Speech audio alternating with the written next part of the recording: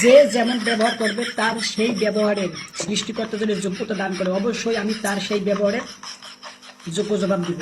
এটা আমি কসম করেছিলাম সৃষ্টিকর্তা। ওকে, এখন আমাকে কেউ মারলো, এখন আমার হাত রয়েছে, পা রয়েছে, হ্যাঁ, বিনা কারণে বা হচ্ছে গায়ের জোরে বা অন্যায় ভাবে আঘাত করলো, এখন এই আঘাতের জবাব দেওয়ার মতো আমার যোগ্যতা রয়েছে। এখন আমি এরপরে যদি চুপ থাকি তাহলে সৃষ্টিকর্তার সাথে বিশ্বাসঘাতকতা হবে, কারণ আমি সৃষ্টিকর্তার কসম করে বলেছিলাম যে প্রত্যেকটা ব্যবহারের প্রত্যেকটা সঠিক জবাব দেবো, প্রত্যেক ব্যবহারের সঠিক জবাব দেবো। ওকে, এর মানে প্রত্যেকটা যে যেমন ব্যবহার করবে তার সঠিক জবাব আমাকে দিতে হবে, আমার সৃষ্টিকর্তার সাথে বিশ্বাসঘাতকতা হবে। সে যেই হোক, মা বাবা ভাই বোন আত্মীয় স্বজন পাড়া প্রতিবেশী বন্ধু বান্ধব, আশা করি বুঝতে পারছেন। এখন এটা যে সৃষ্টিকর্তা, যে আমি যে বিষয়টা বুঝতেছি যে আমি যে কথা বলেছি যোগ্য জবাব দেবো, যোগ্যতা দান করলে, কিন্তু আমি যদি না করি তাহলে বিশ্বাসঘাতকতা হবে। একইভাবে জন্মের আগে আমাদের প্রত্যেকটা মানুষকে জিজ্ঞাসা করা ছিল সৃষ্টিকর্তা নিজেই যে তুমি পৃথিবীর বুকে গিয়ে আমল নামা করবা, নামাজ পড়বা, রোজা রাখবা, তারপর কি দান সৎকা করবা, অন্যায় অত্যাচার জুলুম নির্যাতন নিপীড়ন করবা না, মানে কোন যে হাবি তাবি এটা সেটা কামছাম বলে সেটা, যাই হোক এগুলো বলছিলাম। আমরা বলছিলাম হ্যাঁ আমরা করবো, যার কারণে আমাদেরকে পৃথিবীতে পাঠাইছে। যারা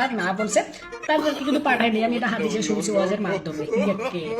এখন আমার কিন্তু মনে নেই, তখন আমি তো বলেছিলাম যে সব কিছু মেনে চলবো, নামাজ পড়বো, রোজা রাখবো, ওকে, সত্য পথে চলবো, সৎ কথা বলবো, আমরা প্রত্যেকটা মানুষের বলেছিলাম। এখন আমাদের কিন্তু কারোর মনে নেই যে আমরা এমনটা বলেছিলাম।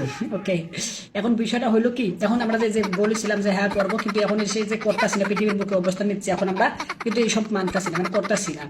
কেন? কারণ আমাদের ওই বিষয়টা মনে নেই যে আমাদেরকে বলা হয়েছিল আমরা এইসব করবো। ওকে, আর এখন আমরা করতেছি না, তার মানে বিশ্বাসঘাতকতা হবে অবশ্যই, কিন্তু এই বিষয়টা আমাদের মনে নেই, যার কারণে আর কি কারোর গায়ে লাগে না, ওকে, শরীরে বাজে না।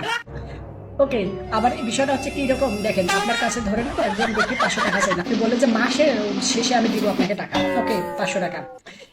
বিষয়টা বুঝছেন, একজন ব্যক্তি আপনার কাছে 500 টাকা ধার চেয়েছে, আপনি বলছেন মাসের শেষে বেতন পাওয়ার পরে হ্যাঁ দিব। যাই হোক, এখন আপনার মনে আছে ওই ব্যক্তি মাস শেষ হলে ওই ব্যক্তি এসে আপনার কাছে টাকা চাইলো, আপনি বলেন যে হ্যাঁ ঠিক আছে, টাকাটা আমি দিতে চেয়েছিলাম মাসের শেষে, আচ্ছা ঠিক আছে নাও, দিয়ে দিলেন।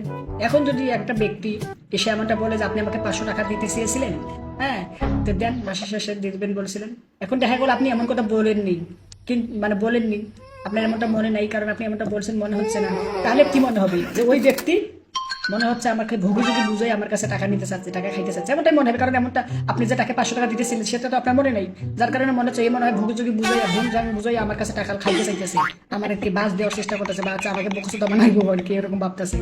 ঠিক একইভাবে আমরা যে জন্মের আগে হ্যাঁ বলেছিলাম যে হ্যাঁ সৎ পথে চলবো, সত্য কথা বলবো, অন্য অত্যাচার করবো, নাম কাম এটা সেটা, এইসব বিষয়বস্তু আমাদের বর্তমান সময় মনে নেই, যার কারণে এগুলো এখন যদি আমাদেরকে বলা হয় তাহলে আমরা মনে করবো দূর এই মানে আমাকে বোকাচোদা বানাইতেছে।